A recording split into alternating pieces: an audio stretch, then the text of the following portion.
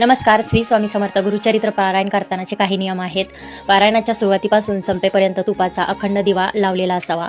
सप्ताह वाचण्यास बसल्यानंतर मध्येच आसन सोडून उठू नये किंवा कोणाशी बोलू नये. पारायण काळात परान्न वर्ज्य करावे. खारट, तिखट, आंबट, दही, ताक इत्यादी सारखे पदार्थ खाऊ नयेत. साखरेचा वापर केल्यास चालेल. गूळ वापरू नये. गव्हाची पोळी म्हणजे चपाती, तूप, साखर घेता येते. कांदा, लसूण टाळावं.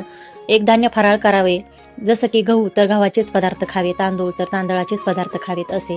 इतर द्विदल धान्य खाऊ नये. सप्ताह काळात ब्रह्मचर्याचे पालन करावे.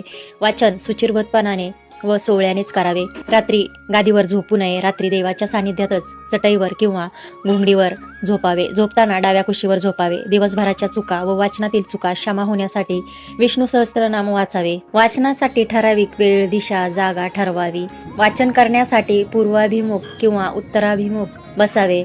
धन्यवाद. श्री स्वामी समर्थ.